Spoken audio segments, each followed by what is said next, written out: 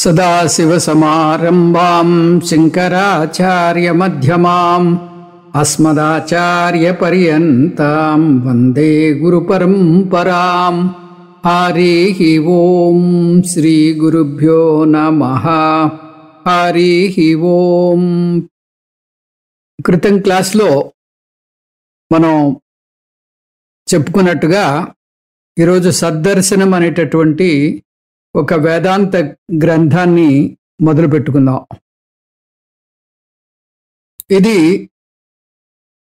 చాలా తక్కువ శ్లోకాలు ఉన్నటువంటి గ్రంథం. రమణ మహర్షి రచించినటువంటి గ్రంథం ఇది. రమణ మహర్షి ఒక గొప్ప మహాత్ముడు, గొప్ప అద్వైత గురువు. ఈయన తిరుమన్నామలైలో ఉండేవారు. ఈయన అనేక గ్రంథాల్ని తెలుగులోను, తమిళ్లోను, సంస్కృతంలోను వ్రాసినట్టుగా మనకి తెలుస్తోంది. ఈ సద్దర్శనం అనేది తమిళ్లో ఉంది. ఈయన అనేక గ్రంథాలు తెలుగులోను, తమిళ్లోను కూడా రాసినట్టుగా మనకు తెలుస్తోంది. తమిళ్లో ఉన్నటువంటి ఆ సద్దర్శనం మనం అందుకోవడం కష్టమే, కానీ మన అదృష్టం కొద్దీ ఇదే గ్రంథాన్ని కావ్యకంఠ గణపతి ముని, వాసిష్ఠ గణపతి ముని అని కూడా అంటారు ఈయన్ని. ఈ వాసిష్ఠ గణపతి ముని ఈయన దీన్ని సంస్కృతంలో దీన్ని అనువదించారు. ఆ ఒరిజినల్కి ధీటుగా ఈ సంస్కృత గ్రంథం కూడా ఉంది. అందుకని ఈ గ్రంథాన్ని మనం ఆధారంగా తీసుకుని మనం దీన్ని అధ్యయనం చేయడానికి ప్రయత్నం చేద్దాం. తమిళ్లో ఈ గ్రంథం పేరు ఉళ్ళదు నార్పదు. ఉళ్ళదు అంటే సత్యం, ఉన్నది. ఉన్నది అంటే ఉనికి అన్నమాట. అది మాత్రమే ఉంది, ఆ ఉనికి మాత్రమే ఉంది, ఆత్యంతికమైనటువంటి ఆ ఉనికి మాత్రమే ఉంది. ఆ ఉనికి 40 అంటే 40 ఉనికిలు ఉన్నట్టు కాదు. ఉనికి 40 శ్లోకాల్లో చెప్పబడింది అని ఈ గ్రంథం యొక్క ఆ టైటిల్. ఇది తమిళ్లో ఉండేటటువంటి టైటిల్. అంటే బహుశా తమిళ గ్రంథంలో 40 శ్లోకాలు ఉండి ఉండొచ్చు. అయితే ఈ కావ్యకంఠ గణపతి ముని అందించినటువంటి సంస్కృత తర్జమాలో మనకి 44 శ్లోకాలు ఉన్నాయి. అంటే కొన్ని ఉపోద్ఘాతంగా బహుశా ఈ వాసిష్ఠముని లేదా కావ్యకంఠ గణపతి ముని చేర్చి ఉండొచ్చు. ఇది మనం తీసుకోబోయేటటువంటి గ్రంథం. ఈ గ్రంథం చాలా ప్రసిద్ధికెక్కినది. వేదాంతంలో, ముఖ్యంగా అద్వైత వేదాంతంలో ఉన్న అందరూ కూడా దీన్ని చదవడానికి, దీన్ని అధ్యయనం చేయడానికి బాగా ఉత్సాహం చూపిస్తూ ఉంటారు. ఎందుకంటే ఇది ఆ ప్రస్థానత్రయంలో ఉండేటటువంటి ఆ మూలాల్ని అనుసరించి వ్రాయబడినటువంటి గ్రంథం. కాబట్టి ఇది ఆ వేద ప్రమాణమైనటువంటి గ్రంథంగా వేదాంతులు దీన్ని భావిస్తారు. కాబట్టి ఇప్పుడు ఈ రమణ మహర్షి శ్రోత్రియ బ్రహ్మనిష్ఠుడిగా, ఒక వేదాంత ఆచార్యుడిగా మనం పరిగణించవచ్చు. ఆయనకి ఒక గురువు ఉన్నారో లేదో మనకు తెలియదు, కానీ ఖచ్చితంగా ఆయన వేదాంత అధ్యయనం అయితే చేసి ఉండొచ్చు. ఎందుకంటే ప్రస్థానత్రయంలో ఉండేటటువంటి ఆ అంశాలన్నింటినీ చాలా సూక్ష్మంగా అందరికీ అందుబాటులో ఉండేటట్టు ఈ గ్రంథాన్ని మనకి అందించారు. ఇవన్నీ మనం చూస్తే రమణ మహర్షి తప్పనిసరిగా ఈ వేదాంత గ్రంథాల్ని, ప్రస్థానత్రయ గ్రంథాల్ని అధ్యయనం చేసి ఉండొచ్చు అనేటటువంటి విషయం మనకి తేటతెల్లం అవుతూ ఉంటుంది. అందుకని ఈ వేదాంతులు ఈ రమణ మహర్షిని, ఈ మహాత్ముని మనం ఈ వేదాంతం చెప్పేటటువంటి ఆచార్యుల్లో ముఖ్యులుగా ఎంచుకుంటారు. అయితే ఈ రమణ మహర్షి చుట్టూ ఒక కల్ట్ లాగా ఏర్పడింది. కల్ట్ అంటే ఒక వ్యక్తికి సంబంధించినటువంటి సిద్ధాంతము. అది వేద బాహ్యంగా ఉంటుంది, వేదాన్ని అనుసరించి ఉండదు. ఈ వ్యక్తికి వచ్చినటువంటి ఆ ఆలోచనలు, ఊహల నుంచి ఏర్పడినటువంటి సిద్ధాంతాన్ని కల్ట్ అంటారు. ఈ రమణ మహర్షి చెప్పినటువంటి గ్రంథాల్ని ఒక కల్టుగా భావించి అనుసరించేటటువంటి ఒక విధానం అయితే ఉంది. ఆ కల్టుని వేదాంతులు అంగీకరించరు. ఎందుకంటే అందులో కొంత వేద బాహ్యమైనటువంటి ప్రక్రియ కనిపిస్తూ ఉంటుంది. కాబట్టి వేదాన్ని ప్రమాణంగా నమ్ముకునేటటువంటి వ్యక్తులు ఆ కల్ట్ అనే పదాన్ని ఒప్పుకోకుండా ఈ ఆచార్యులు అంటే రమణ మహర్షి కూడా వేదాంత పరంపరలో, వేదాంత ఆచార్యుల పరంపరలోకి వస్తారు అనేటటువంటి ఆ దృక్కోణంతో ఈ గ్రంథాన్ని అధ్యయనం చేసినట్టయితే మనకి చాలా ప్రయోజనకారిగా ఉంటుంది. అదే కాకుండా అసాంప్రదాయంగా ఒక కల్టులో ఉండేటటువంటి ఒక వ్యక్తిగా, ఒక కల్టుని ప్రతిపాదన చేసినటువంటి ఒక వ్యక్తిగా మనం తీసుకున్నట్టయితే అది వేద బాహ్యంగా ఉంటుంది. కాబట్టి దానివల్ల మనకి ప్రయోజనం కలగదు. అందుకని మనం ఇక్కడ రమణ మహర్షి ఒక వేదాంత గురువుగా ఎంచుకుని ఈ గ్రంథాన్ని అధ్యయనం చేయబోతున్నాం. వేదాంత గ్రంథము అనేటప్పటికీ ఆ చదివేటటువంటి పద్ధతి ఇదమిద్దంగా ఉంటుంది. ఒక ప్రకరణ గ్రంథము అని మీరు ఎప్పుడైతే అనుకున్నారో అప్పుడు మనకి ఇది చదివే విధానం వేరే పద్ధతిలో ఉంటుంది. అంటే ఇది వివేక చూడామణి, సర్వ వేదాంత సిద్ధాంత సార సంగ్రహం, ఆత్మబోధ, తత్వబోధ, ఆ గ్రంథాలతో పాటుగా ఇది కూడా ఒక ప్రకరణ గ్రంథము అని మనం ఎంచుకున్నట్టయితే దీన్ని చదివేటటువంటి విధానం మనకి ఆ వేదాంత గ్రంథాలు చదివేటటువంటి విధానం మాదిరిగానే ఉంటుంది. ఆ వేదాంతం చదివే విధానం ఏమిటది? శృతి యుక్తి అనుభవం. శృతి యుక్తి అనుభవం అంటే మనం చెప్పేటటువంటి ఈ వాక్యాలు శృతిని అనుసరించి ఉండాలి. శృతికి బాహ్యంగా ఉండకూడదు, శృతికి విరుద్ధంగా ఉండకూడదు. కాబట్టి శృతిని అనుసరిస్తూ చెప్పేటటువంటి బోధ ఏదైతే ఉందో అది వేదాంతం. వేదాంతానికి శృతి ప్రమాణం. కాబట్టి శృతి చాలా ముఖ్యమైనది. యుక్తి అంటే తర్కం. అది కూడా శృతి సమ్మతమైనటువంటి తర్కాన్ని యుక్తి అంటారు. ఈ శృతి సమ్మతమైనటువంటి తర్కాన్ని మనం ఇందులో ప్రవేశపెడుతూ ఉంటాం. అనుభవము, అనుభవం అంటే మనం రోజు మనకి ఏర్పడేటటువంటి అనుభవమే ఇక్కడ అనుభవంగా చెప్పబడుతోంది. అంటే అవస్థాత్రయం, జాగ్రత్త అవస్థ, స్వప్నావస్థ, సుషుప్తి అవస్థ, ఈ మూడు అవస్థల్లో మనకి కలిగేటటువంటి అనుభవాలు అది ఇందులో చెప్పబడతాయి. అందుకని ఇందులో శృతి, యుక్తి, అనుభవం మూడు వాడబడ్డాయి. కాబట్టి ఈ మూడిటిని అనుసరిస్తూ మనం ఈ గ్రంథాన్ని అధ్యయనం చేయడానికి ప్రయత్నిస్తున్నాం. ప్రతి ప్రకరణ గ్రంథం ఈ మూడు ప్రమాణాలని తీసుకోవాలి. శృతిని, యుక్తిని, అనుభవాన్ని తీసుకునే ఆ వేదాంత అధ్యయనం చేయాలి. అలా చేస్తేనే ఆ గ్రంథ అధ్యయనం వల్ల వచ్చేటటువంటి ప్రయోజనం ఎక్కువగా ఉంటుంది.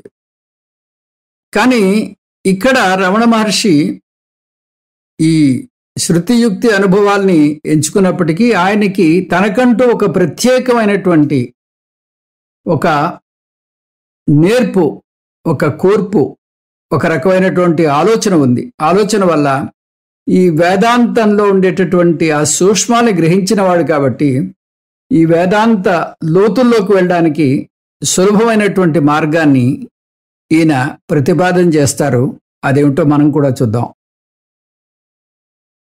మనం ఆయన యొక్క బాణి, ఆయన యొక్క ప్రత్యేకమైనటువంటి ఆ విధానాన్ని అందుకోవాలంటే ఆయన పద్ధతిలోనే మనం పోవాలి. ఆ రకమైనటువంటి బ్యాక్గ్రౌండ్లో ఈ వేదాంత బోధని మనం అధ్యయనం చేయడానికి ప్రయత్నం చేస్తున్నాం. ఈ సంప్రదాయమైనటువంటి వేదాంతంలో మనకి ఈ మనిషి యొక్క సమస్యలు దేనివల్ల ఏర్పడతాయి, మనిషి ఎందుకు ఈ సంసారంలో ఈ రకమైనటువంటి దుఃఖాన్ని పొందుతూ ఉంటాడు అని, అతని యొక్క సమస్య ఏమిటి అని ముందుగా ప్రశ్న వేస్తుంది. ఆ ప్రశ్న వేస్తే దానికి కారణం ఇదిగో, ఇది నానాగా చూడడం, ఇవి వివిధంగా చూడడం, అనేకంగా చూడడం, ఆ బహుత్వమే ఈ దుఃఖానికి కారణం, ద్వైతమే దుఃఖానికి కారణం అని వేదాంతం చెప్తూ ఉంటుంది. ప్రతిదీ భిన్నంగా చూస్తూ ఉంటాడు మనిషి. ఆ భిన్నత్వ దృష్టే, ఆ ద్వైత దృష్టే అతనికి సంసారాన్ని ఏర్పరుస్తోంది. ఆ సంసారాన్ని ఏర్పరిచి ఆ సంసారంలో ఉండేటటువంటి దుఃఖాన్ని అనుభవించేలా చేస్తోంది. ఈ ద్వైతం అంటే భిన్నత్వం. ఆ భిన్నత్వం ఏదైతే ఉందో, ఆ భేదబుద్ధి ఏదైతే ఉందో దాన్నే ద్వైతము అంటారు. ఈ భేదబుద్ధే మనిషికి మొట్టమొదటి సమస్య. బృహదారణ్యకోపనిషత్తులో చాలా చక్కగా చెప్పబడింది. ద్వితీయాద్వై భయం భవతి. రెండోది ఉంది అని నేను అనుకుంటే అప్పుడే నాలో ఆ భయం ఉత్పన్నమవుతుంది. నేను కాకుండా మరొకటి ఉంది అని ఎప్పుడైతే నేను ఊహిస్తున్నానో అప్పుడే నాకు భయం తప్పదు అంటుంది బృహదారణ్యకోపనిషత్తు. ద్వితీయాద్వై భయం భవతి. తర్వాత అదే వేదాంతము ఏం చెప్తుంది? ఎప్పుడైతే మీరు అద్వైతంలో ఉన్నారో, అద్వైత సిద్ధిని పొందారో, అద్వైత నిష్టలో ఉన్నారో, మీరు ఈ సమస్య నుంచి బయటపడిపోతారు. మీ జీవితం సుగమంగా సాగిపోతుంది, మీకు జీవన్ముక్తి లభిస్తుంది, మీరు ఎంతో హాయిగా జీవించవచ్చు అంటూ అభయాన్ని ప్రసాదిస్తుంది. అంటే అభిన్నత్వం, అద్వైతం, అభేద బుద్ధి ఇవే సంసార నివృత్తికి కారణం. అంటే ఈ భిన్నత్వం ఏదైతే ఉందో, నానాత్వం ఏదైతే ఉందో అదే సంసారానికి కారణం. నానాత్వము భిన్నత్వం ఏదైతే ఉందో అదే సంసారానికి కారణమని చెప్పాం. అదే అభేద బుద్ధి అంటే ద్వైతం కాకుండా అద్వైతంలో ఎప్పుడైతే మనం ప్రవేశించామో, ఆ అద్వైతంలో ప్రవేశించినప్పుడు ఇంకా మనకి ఈ సమస్యలు సమసిపోతాయి. ద్వైతాత్ భేదాత్ సంసారః. ద్వైతం వల్ల, ఈ భేద బుద్ధి వల్ల సంసారం ఏర్పడుతుంది. అద్వైత అభేదాత్ మోక్షః ఆనందః.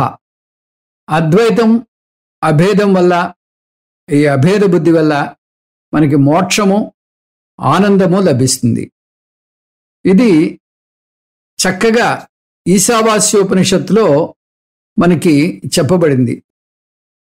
తత్రకో మోహః కశోకః ఏకత్వం అనుపశ్యతః.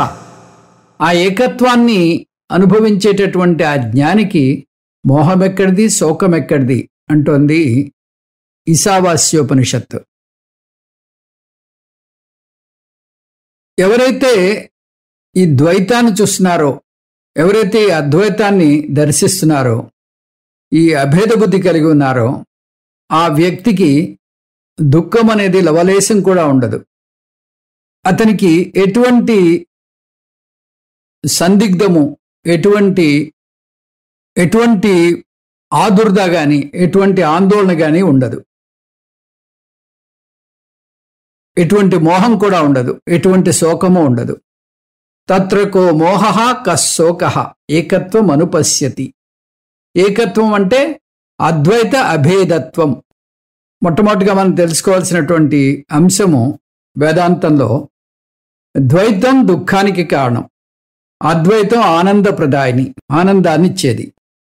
ఇది మొట్టమొదటి మెట్టు, మొట్టమొదటి పాఠం, మొట్టమొదటి అంశము. ఇంకా తర్వాత అంశము వేదాంతం ఈ ద్వైతాన్ని 3 రకాలుగా మనకి ఇక్కడ చూపిస్తోంది. వేదాంతం మనకి ఇక్కడ ఈ ద్వైతాన్ని 3 రూపాల్లో చూపిస్తోంది. నానాత్వము లేదా ద్వైతము లేదా బహుత్వము 3 రూపాల్లో 3 విధాలుగా మనకి కనిపిస్తుంది. అందులో మొదటి రూపము లేదా మొదటి అంశము చాలా ముఖ్యమైనటువంటి అంశము. అది నేను అంటే ఈ జీవుడు, అది సబ్జెక్ట్. ఈ వ్యష్టి, ఈ వ్యక్తి ఎవరైతే ఈ ప్రపంచాన్ని అనుభవిస్తున్నాడో, సుఖ దుఃఖాలని అనుభవిస్తున్నాడో, ఇక్కడ ఉండేటటువంటి ఆటుపోట్లని భరిస్తున్నాడో, ఆందోళనలు, ఆదుర్దాలు, రకరకాల వ్యయప్రయాసలు అనుభవిస్తున్నాడో, హెల్ప్లెస్గా ఎటువంటి నిస్సహాయతతో ఆ సంసారాన్ని అనుభవిస్తున్నాడో అతను సంసారి. ఆ సంసారి జీవుడు మొట్టమొదటి ఈ ద్వైత దృష్టిలో, ఈ ద్వైత కోణంలో మొట్టమొదటి అంశము, మొట్టమొదటి సభ్యుడు. ఇంకా అంటే ఈ లౌకికమైనటువంటి వ్యక్తి, అహంకారపూరితమైనటువంటి వ్యక్తి ఈ నానాత్వంలో ఉండేటటువంటి ప్రముఖమైనటువంటి సభ్యుడు, ప్రముఖమైనటువంటి అంశము. సాంకేతిక పరిభాషలో వ్యష్టి అహంకారమే జీవుడు. ఇంకా రెండవ అంశము ఈ నానాత్వంలో ఉండేటటువంటి రెండో అంశం. 3 అంశాలు ఉన్నాయని చెప్పాం కదా. మొదటి అంశము నేను లేదా వ్యష్టి లేదా అహంకారపూరితమైనటువంటి ఈ జీవుడు, ఇవన్నీ ఒకటే. ఇదంతా కూడా మొదటి అంశము. ఇంకా రెండో అంశం వచ్చి ఇగో ఈ ప్రపంచము, నేను అనునిత్యం సంఘర్షణకు లోనవుతున్నటువంటి ఇగో ఈ ప్రపంచము, నేను అనునిత్యం వ్యవహారం చేస్తున్నటువంటి ఇగో ఈ ప్రపంచము. ఇది నాకు ఆబ్జెక్ట్గా ఉంటుంది. నేను సబ్జెక్టు, ఇగో ఈ విశ్వమంతా కూడా ఆబ్జెక్టు. ఇది రెండవ అంశము ఈ నానాత్వంలో. దీన్ని మనకి ఒక ప్రమేయ వస్తువుగా మనం చూడొచ్చు. నేననేసరికి ప్రమేయ వస్తువు కాదు, నేను ప్రమాతని.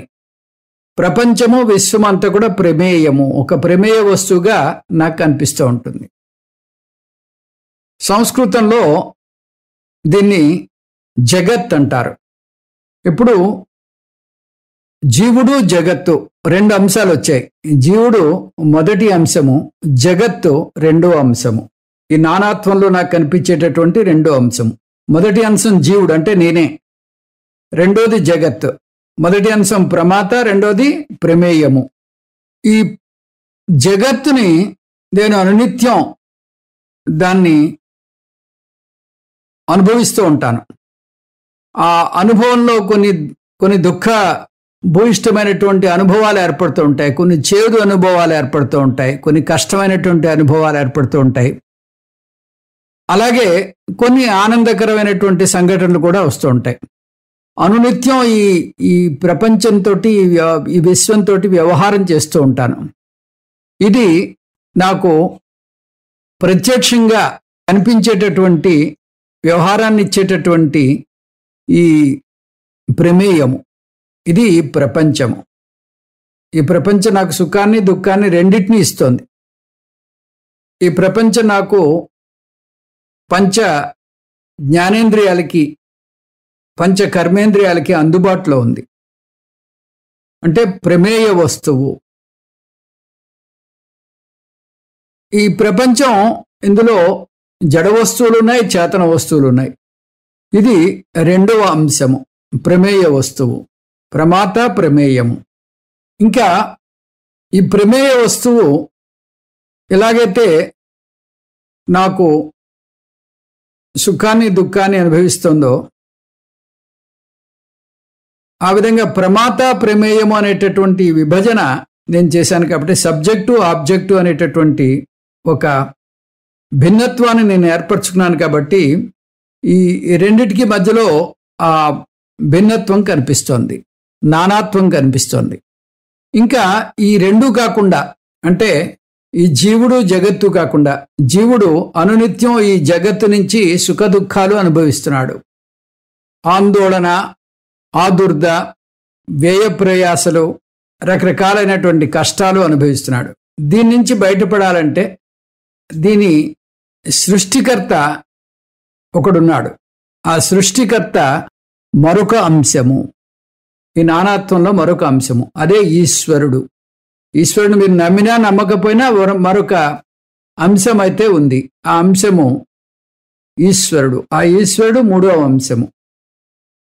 ఈ సంఘర్షణకి నేను లోను కాకుండా నాకు కొంచెం సేద తీర్చడానికి, నాకు కొంచెం వెసులుబాటు కలిగించడానికి ఆ మూడవ అంశము ఈశ్వరుడు అనే ఒక అంశం ఉన్నది. అది మూడవ అంశము ఈశ్వరుడు. ఇది ఎలా వస్తుంది? ఈ మనిషి, ఇతను బుద్ధిజీవి కాబట్టి నాకు ఈ కష్టం వస్తోంది, ఈ కష్టానికి కారణం ఏమిటి అని ఆలోచిస్తాడు.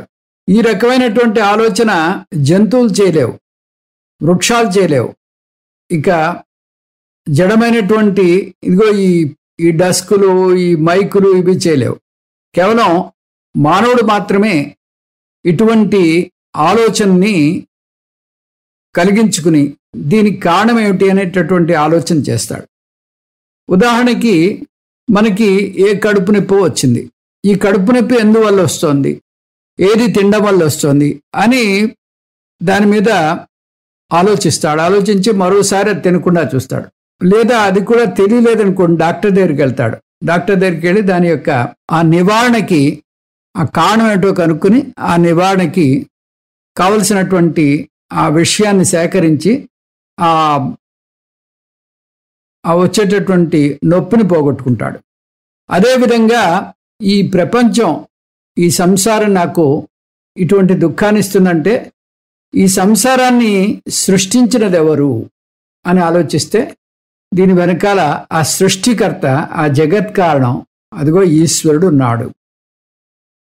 దీన్నే మనం శాస్త్రపరంగా చూస్తే కాస్మాలజీ అంటుంది శాస్త్రం. వేదాంతపరంగా చూస్తే ఇది సృష్టి స్థితి లయకారకుడు ఈశ్వరుడు, జగత్ కారణం ఈశ్వరుడు. కాబట్టి ఇప్పుడు మూడవ అంశము, మూడవ సభ్యుడు, ఈ నానాత్వంలో మూడవ సభ్యుడు ఈశ్వరుడు. మూడు అంశాలు కనిపిస్తున్నాయి. ఒకటి జీవుడు, జగత్తు, ఈశ్వరుడు. ఈ మూడు ఈ నానాత్వంలో ఉండేటటువంటి మూడు విభిన్నమైనటువంటి అంశాలు. ఈ ప్రపంచాన్ని భగవంతుడు సృష్టించాడు కాబట్టి ఇదిగో నాకు ఇటువంటి సుఖము దుఃఖము కలుగుతున్నాయి అని దీని వెనకాల కారణం. అందుకే అదోక్షజ అక్షజ అంటూ ఉంటాం. ఈయన పరోక్ష వస్తువు, ఈశ్వరుడు పరోక్ష వస్తువు, మన కంటికి కనపడ్డు. జగత్ అయితే మనకు కనిపిస్తుంది కానీ ఈ ఈశ్వరుడు కంటికి కనపడ్డు. కాబట్టి అప్రమేయము అంటాం. ప్రమేయము అప్రమేయము.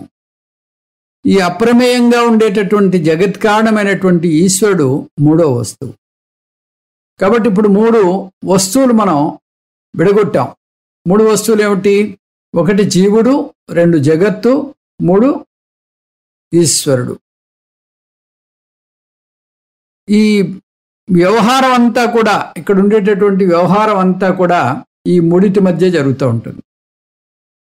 కాబట్టి ఈ మొట్టమొదటి మనం తెలుసుకోవాల్సిన విషయం ఏంటంటే, ఈ దుఃఖానికి అంతటికీ కారణం ఇదిగో నానాత్వము లేదా భేదబుద్ధి లేదా ఇగో ఈ భిన్నత్వ బుద్ధి అని చెప్పాం. ఇంకా రెండవ విషయం, రెండవ పాఠం మనం నేర్చుకోవాల్సినటువంటి విషయం ఏంటంటే, ఈ డివిజన్ లేదా ఈ భిన్నత్వము 3 రూపాల్లో కనిపిస్తోంది. ఆ 3 రూపాలంటే జీవుడు, జగత్తు, ఈశ్వరుడు. మనం ఏర్పరచుకున్నటువంటి భిన్నత్వం 3 రూపాలుగా, ప్రగాఢంగా 3 రూపాలుగా కనిపిస్తుంది అనేది రెండవ పాఠం. మొదటి పాఠం ఈ భిన్నత్వానికి కారణం, భిన్నత్వమే మనకి సంసారం ఏర్పడడానికి కారణం అని చెప్పాం. సంసారం భిన్నత్వ దృష్టి లేదా నానాత్వ దృష్టి అనేకంగా ఇదంతా చూడడం వల్ల మనకి ఇగో ఈ సంసారం ఏర్పడింది అని చెప్పాం. ఇంకా మూడవ పాఠం, ఆ మూడవ పాఠం ఏంటంటే, ఈ భిన్నత్వం అనేది లేదు, ఉన్నది ఒకటే. అది ఈ 3 జీవుడు, జగత్తు, ఈశ్వరుడు అనేవి అవి ఏవి విడివిడిగా స్వతంత్రంగా లేవు, ఒకదానికొకటే ఆధారపడి ఉన్నాయి. ఒకదానికొకటి ఆధారపడి ఉన్నాయి. ఆధారపడి ఉన్నాయంటే ఏమిటి? అవి స్వతంత్రంగా లేవు. ఇప్పుడు ఒక ముక్కాలు పీట ఉందనుకోండి, 3 కాళ్ళు ఉన్నటువంటి ఒక పీట ఊహించుకోండి. ఆ 3 కాళ్ళు ఉన్నటువంటి పీటని ఒక కాలు పుచ్చుకుని తాగితే మనకి అవుతుంది, మిగతా 2 కాళ్ళు కూడా వస్తాయి. అదేవిధంగా 3 ఒకదానికొకటి అనుబంధంతో ఉన్నాయి. కాబట్టి ఒకదాన్ని మనం సరిగ్గా అర్థం చేసుకుని, ఒకదాన్ని మనం జాగ్రత్తగా మనం సాల్వ్ చేసుకున్నట్టయితే మిగతా 2 కూడా సాల్వ్ అయిపోతాయి. పరిష్కరించుకున్నట్టయితే మిగతా 2 కూడా పరిష్కరింపబడతాయి. ఇది దీంట్లో ఉండేటటువంటి తర్కం. మనం జాగ్రత్త అవస్థలో ఉన్నప్పుడు ఈ 3 మనకి కనిపిస్తూ ఉంటాయి. జీవుడున్నాడు, జగత్తుంది, వీళ్ళిద్దరికీ మధ్యలో ఆ రక్షకుడుగా ఆ ఈశ్వరుడు ఉన్నాడు, స్థితికారకుడుగా ఈశ్వరుడు ఉన్నాడు. కాబట్టి జాగ్రత్త అవస్థలో 3 ఉన్నాయి. ఇంకా స్వప్నావస్థకి వెళ్ళాడు అనుకోండి. స్వప్నావస్థలోకి వెళ్తే ఆ స్వప్నావస్థలో కూడా 3 ఉన్నాయి. స్వప్నావస్థలో స్వప్నజీవుడు, స్వప్న ప్రపంచము, స్వప్న ఈశ్వరుడు 3 ఉన్నాయి. జీవుడు, ఈశ్వరుడు, జగత్తు 3 ఉన్నాయి. కాకపోతే సుషుప్తి, ఆ సుషుప్తిలోకి వెళ్తే మనకి జీవుడు లేడు, జగత్తు లేదు, ఈశ్వరుడు లేదు. ఈ స్థితిలో మనకి సంసారము లేదు, సంసార నివృత్తి ఏర్పడింది. మనకి ఆ అభేద స్థితిలో మనకి ఆనందం కూడా లభిస్తుంది. ఈ చూడండి, ఆ సుషుప్తిలో జీవుడు లేడు, జగత్తు లేదు, ఈశ్వరుడు కూడా లేడు. ఆ ఈశ్వరుడు అంటే ఈ లౌకికమైనటువంటి ఈశ్వరుడు, నామరూపాలు ఉన్నటువంటి ఈశ్వరుడు. ఆ నామరూపాలు ఉన్నటువంటి ఈశ్వరుడు కూడా సుషుప్తిలో లేడు. ఇది చాలా కష్టం అర్థం చేసుకోవడం, అరాయించుకోవడం కూడా కష్టం. ఆ సుషుప్తిలో జీవుడు లేడు, ఈ ఈశ్వరుడు లేడు అనే పదం మనం మాట్లాడాం, కానీ దానికి చాలా గుండె ధైర్యం కావాలి. ఆ గుండె ధైర్యంతో ఈ రమణ మహర్షి చెప్పేటటువంటి ఈ పాఠంలో ఈ విషయం వస్తుంది. సుషుప్త అవస్థలో 3 లేవు.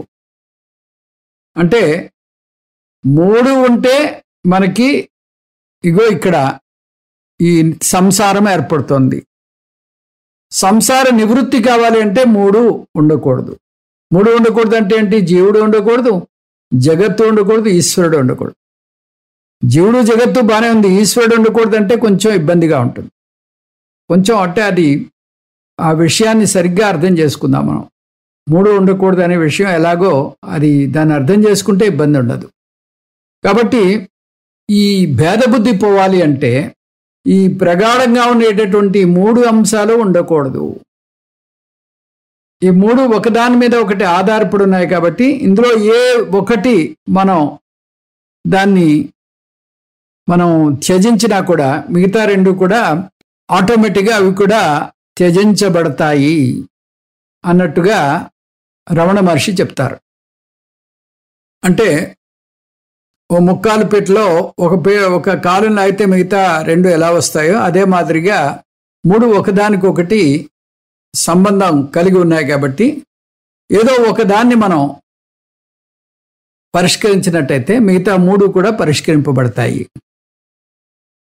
ఈ వ్యవహార ఈశ్వరుడు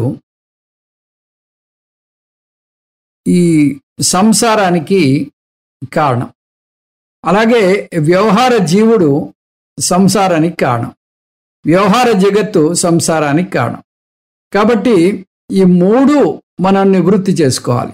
సంసార నివృత్తి అంటే మూడింటిని నివృత్తి చేసుకోవాలి. అందులో ఏది ఒకటి ఉన్నా కూడా సంసార నివృత్తి అవ్వదు. అభేద నివృత్తి అదే మోక్షము అని చెప్పాం. మోక్షం అంటే ఈ మూడింటిని మనం నివృత్తి చేసుకోవాలి. కాబట్టి ఈ నివృత్తి అంటే ఇక్కడ ఏ దృష్టితో చెప్పబడుతుందో చూద్దాం. కొంచెం ఇది అంటే మొట్టమొదటిసారి వేదాంతంలోకి ప్రవేశించిన వాళ్ళకి కొంచెం ఇబ్బందిగా ఉంటుంది. మనం ఆల్రెడీ చాలా అధ్యయనం చేశాం కాబట్టి మరీ అంత కష్టం కాదు. ఇది ముందు మీరు చాలామంది ఊహించి ఉంటారు ఏం చెప్పబోతున్నాను కూడా. కాబట్టి మనం జీవ జగత్ ఈశ్వర భేదబుద్ధి పోవాలి. ఎలిమినేషన్ అంటే జీవ జగత్ ఈశ్వరులో ఉండేటటువంటి భేదబుద్ధిని పోగొట్టుకోవాలి. దాన్ని ఎలా పోగొట్టుకుంటాం? ఒక రోగం వచ్చిందనుకోండి, ఆ రోగం పోగొట్టుకోవాలి. రోగం పోగొట్టుకోవాలంటే ఏం చేస్తారు? ఆ రోగం యొక్క కారణం ఏంటో తెలుసుకుంటారు. రోగ కారణం ఏంటో తెలుసుకుని ఆ కారణానికి మందేస్తారు. అంతేగాని ఇప్పుడు మనకేవో ఆ రోగం వచ్చినప్పుడు దానికి సంబంధించినటువంటి కొన్ని లక్షణాలు కనిపిస్తూ ఉంటాయి. జ్వరం రావడమో లేకపోతే మనకి వాంతులు రావడం, ఏదో ఒక రకమైనటువంటి ఇబ్బంది ఏర్పడుతూ ఉంటుంది, అస్వస్థత ఏర్పడుతూ ఉంటుంది. ఆ లక్షణానికి మాత్రమే ట్రీట్మెంట్ ఇచ్చినట్టయితే రోగం నయం కాదు. రోగాన్ని నయం చేయాలంటే ఆ లక్షణానికి ట్రీట్మెంట్ ఇవ్వకూడదు. ఆ రోగం దేనివల్ల వచ్చింది అని దాని యొక్క ఆ కారణం తెలుసుకుని కారణాన్ని మనం ట్రీట్ చేయాలి. అలా ఎప్పుడైతే మీరు దానికి సరైనటువంటి మందు వేశారో, కారణానికి మందు వేశారో, అప్పుడు రోగం పూర్తిగా నివృత్తి అయిపోతుంది. కాబట్టి ఈ సంసారం ఏర్పడడానికి కారణం ఏమిటి? భేదబుద్ధి. భేదబుద్ధి కాబట్టి ఆ భేదబుద్ధికి మనం మందు వేయాలి. భేదబుద్ధికి మందు వేయాలంటే ఏమిటి? భేదబుద్ధి అంటే ఏమిటి ఫస్ట్ చూద్దాం. భేదబుద్ధి అంటే జీవుడు జగత్తు ఈశ్వరుడు మూడు భిన్నంగా ఉన్నాయి అనే భేదబుద్ధి. మూడు నానాగా ఉన్నాయి, మూడు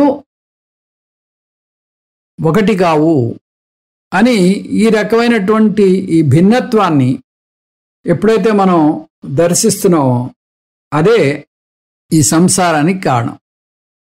ఇవి వేదాంతం ఏం చేస్తుందంటే ఈ మొత్తం ఈ భిన్నత్వము, ఈ నానాత్వం అంతా కూడా మన అజ్ఞానం వల్ల ఏర్పడింది అని చెప్తోంది. వేదాంతం ప్రతిపాదన చేసేటటువంటి ముఖ్యమైనటువంటి మౌలికమైనటువంటి అంశము ఇదంతా అజ్ఞానం వల్ల మనకి భేదబుద్ధి ఏర్పడింది అంటుంది. అజ్ఞానం ఏవ జీవ జగత్ ఈశ్వర భేదస్య కారణం. కాబట్టి ఈ ప్రమాత ప్రమేయము, ప్రమాత అంటే నేను, ప్రమేయం అంటే జగత్తు ఈశ్వరుడు. ప్రమేయంలో రెండున్నాయి, జగత్తు ప్రమేయం రెండున్నాయి. ఈ ప్రమాత ప్రమేయము అనేటటువంటి భేదబుద్ధి ఎప్పుడైతే ఉందో అదే అజ్ఞానము. కాబట్టి అజ్ఞానమే కారణము. ఈ అజ్ఞానం పోగొట్టుకోవాలి. అజ్ఞానం పోగొట్టుకోవాలంటే ఏం చేయాలి? అజ్ఞానం పోగొట్టుకోవాలంటే దీని గురించినటువంటి జ్ఞానం రావాలి. ఈ విషయం గురించి బాగా మనకి తెలియాలి. అందుకని ఎప్పుడైతే ఈ విషయం గురించినటువంటి ఆ అజ్ఞాన నివృత్తి జరిగిందో, అజ్ఞాన నివృత్తి వల్ల ఈ జీవ జగత్ ఈశ్వర భేదబుద్ధి పోతుంది. జీవ జగత్ ఈశ్వర భేదబుద్ధి పోయినప్పుడు మనకి సంసార నివృత్తి అనేది ఆటోమేటిక్గా జరిగిపోతుంది. కాబట్టి ఈ అద్వైతం చెప్పేది ఏంటంటే అద్వైత అభేద వస్తు అజ్ఞానం ఏవ జీవ జగత్ ఈశ్వర భేదస్య కారణం. అజ్ఞానం, అద్వైత అభేద వస్తు అజ్ఞానం, ఇవంతా కూడా అభేదంగా ఉంది. ఉన్నది ఒకటే, అదే చైతన్యము, అదే ఆత్మ, అదే బ్రహ్మ అనేటటువంటి ఆ విషయాన్ని విస్మరించి ఇక్కడ నానాగా దర్శిస్తున్నాం కాబట్టి, ప్రమాత ప్రమేయంగా జీవ జగత్ ఈశ్వరుడుగా దర్శిస్తున్నాం కాబట్టి, ఈ భేదబుద్ధి మనం చూస్తున్నాం కాబట్టి, ఈ భేదబుద్ధి వల్లే మనకి ఇదంతా ఏర్పడుతుంది, ఈ అజ్ఞానం వల్లే ఇదంతా ఏర్పడుతుంది అని ఈ అజ్ఞాన నివృత్తి కోసం మనం ప్రయత్నం చేయాలి. అద్వైత అభేద వస్తు అజ్ఞానం ఏవ జీవ జగత్ ఈశ్వర భేదస్య కారణం. అంటే అద్వైతం చెప్పేటటువంటి ఈ అభేద వస్తు అంటే భేదం లేనటువంటి ఏకమైనటువంటి సర్వ వ్యాపకమైనటువంటి వస్తువు, అదే ఆత్మ, అదే చైతన్యము, అదే బ్రహ్మ. ఆ బ్రహ్మ కాకుండా మరొకటి లేదు అనేటటువంటి ఆ అజ్ఞానం వల్ల ఇదిగో ఈ జీవ జగత్ ఈశ్వర భేదం ఏర్పడుతుంది.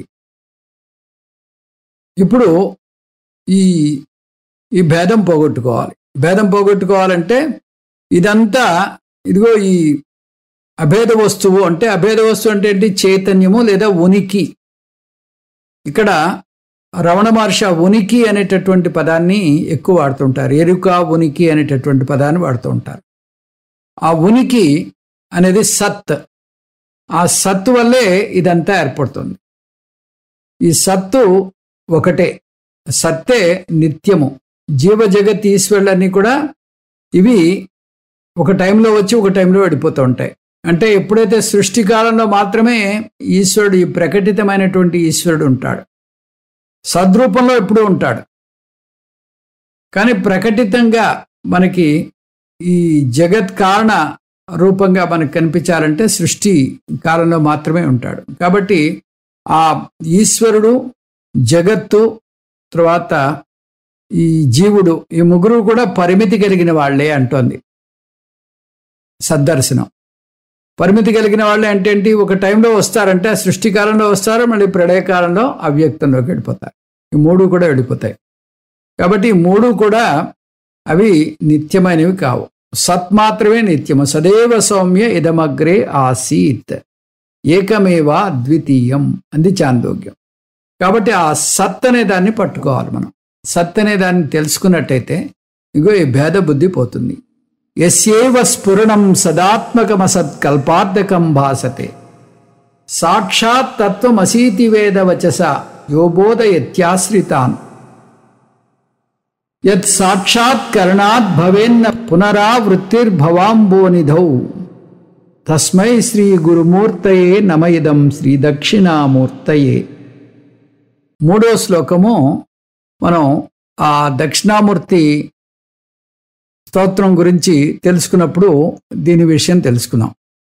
ఇప్పుడు ఈ మూడిటి భేదాన్ని మనం తెలుసుకున్నప్పుడు మూడిట్లో ఉండేటటువంటి ఈ సత్ ఏదైతే ఉందో ఆ సత్తు వల్లే ఇదంతా ఉంది. సత్తు లేకపోతే జీవుడు లేడు, జగత్తు లేదు, ఈశ్వరుడు లేదు. ఈశ్వరుడు లేడు అనేసరికి మీకు కొంచెం ఇబ్బందిగా ఉంటుంది. ఈశ్వరుడు అంటే వ్యవహారమైనటువంటి ఈశ్వరుడు, జగత్కారణమైనటువంటి ఈశ్వరుడు. ఆ ఈశ్వరుడు కూడా సత్తుని అరువిస్తోంది.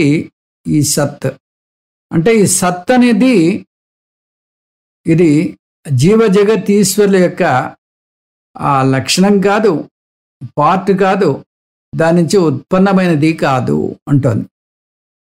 సత్తు జీవ జగత్తులన్నిటినీ వ్యాపించి ఆ జీవ జగత్తుల్ని మన ముందు ఇక్కడ నానాగా కనిపించేటట్టుగా చేస్తాం. సత్ అనేది ఎప్పటికీ ఉంటుంది. సత్ అనేది ఒక టైంలో ఉండి ఒక టైంలో వెళ్ళిపోయేది కాదు. కాబట్టి సదేవ సౌమ్య ఇదమగ్రే ఆసీత్, ఆ సత్ మాత్రమే మనకి ఆ పారమార్థిక సత్యంలో ఉండేటటువంటి విషయము.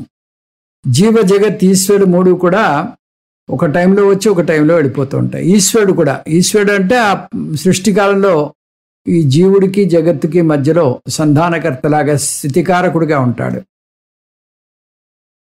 సృష్టికి ముందు సద్రూపంలో ఉంటాడు, సృష్టిలో కూడా సద్రూపంలో ఉంటాడు, అది పారమార్థిక సత్యం.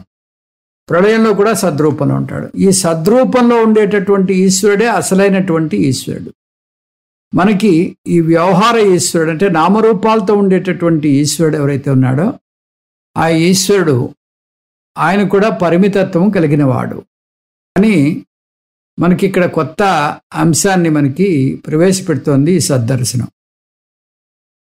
అంటే నామరూపాత్మకమైనది ఏది కూడా సత్యము కాదు. నామరూపాత్మకమైనది ఏది కూడా సత్యము కాదు. ఇది చాలా కష్టమైనటువంటి విషయం. నామరూపాత్మకమైనటువంటి జీవుడు సత్యం కాదంటే నమ్ముతా, జగత్తు సత్యం కాదంటే నమ్ముతా, ఈశ్వరుడు సత్యం కాదు. అదేమిటండి, కృష్ణుడు నాకు ముఖ్యమైనటువంటి ఇష్టదైవం, రాముడు నాకు ఇష్టదైవం, లేదా అమ్మవారు నాకు ఇష్టదైవం. ఈ విధంగా కొన్ని ఇబ్బందులు ఏర్పడతాయి. అయితే జీవ జగత్ ఈశ్వరుడు ఈ మూడు కూడా నామరూపాత్మకంగా ఉన్నంత వరకు అది సత్యము కాదు. అందుకని ఈ సత్యాన్ని మనం తెలుసుకుని సత్తు మాత్రమే ఉంది, అద్వైతమైనటువంటి ఆ సత్తు మాత్రమే అసలైనటువంటి సత్యము. ఈ సద్దర్శనైన ఈ సత్తు గురించి మనం తెలుసుకోవడం వల్ల, అంటే ఇప్పుడు సద్దర్శనం చేయబోతున్నాం, ఈ సద్దర్శనైన సత్ అజ్ఞానం అపగచ్చతి. ఈ సత్తు గురించినటువంటి అజ్ఞానం పూర్తిగా తొలగిపోతుంది. అజ్ఞాన నాశనేన అజ్ఞానజన్య భేద అపగచ్చతి. ఎప్పుడైతే అజ్ఞానం పోయిందో అజ్ఞానం వల్ల ఏర్పడినటువంటి భేదబుద్ధి కూడా పోతుంది. ఈ జీవజగత్ ఈశ్వర్ల అభేదం పోతుంది. అంటే జీవుడు జగత్తు ఈశ్వరుడు మాయమైపోరు. వాళ్ళు ఆ మూడు అంశాలు ఉంటాయి. మూడు అంశాలు మీరు ఇవి ఒకటే అని తెలుసుకున్న మాత్రాన్ని మాయం కావు. ఈశ్వరుడు మాయం కాడు, జగత్తు మాయం కాదు, జీవుడు మాయం కాడు. మూడు ఉంటాయి. కానీ మీకేం తెలుస్తుంది? ఇదిగో ఈ మూడు కేవలం నామరూపాత్మకము, అసలైనటువంటి సత్యము సత్ మాత్రమే అని ఈ మూడింటిని మనం, ఈ నామరూపాత్మకమైనటువంటి మూడింటిని మనం నివృత్తి చేసుకోవాలి. ఈ నివృత్తి చేసుకోవడానికి ఇందులో ఒక ముఖ్యమైన అంశం ఏంటంటే, ఈ మూడింటిని మనం విచారణ చేయకుండా ఏదో ఒకటి విచారణ చేస్తే చాలు అంటారు రమణులు. ఆ ఒకటి విచారణ చేయడానికి ఏది చేయొచ్చు? జీవుణ్ణి విచారణ చేయాలా, ఈశ్వరుని విచారణ చేయాలా, లేదా జగత్తుని విచారణ చేయాలా అంటే బాగా ప్రగాఢంగా మనకి అతి సన్నిహితంగా దగ్గరగా ఉన్నది ఏమిటి? జీవుడు. ఈ జీవుడిని మనం విచారణ చేసినట్టయితే, జీవుడి యొక్క నిజస్థితి తెలుసుకున్నట్టయితే ఈ అభేద బుద్ధి పోతుంది.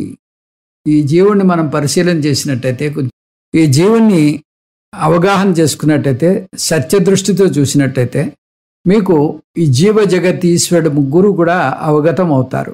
ఎలాగైతే ఆ ముక్కాలు పీటలో ఒక కాలును పట్టుకుంటే మిగతా రెండు వచ్చేసాయో, అదే మాదిరిగా ఇక్కడ ఈ జీవుణ్ణి మీరు విచారించండి.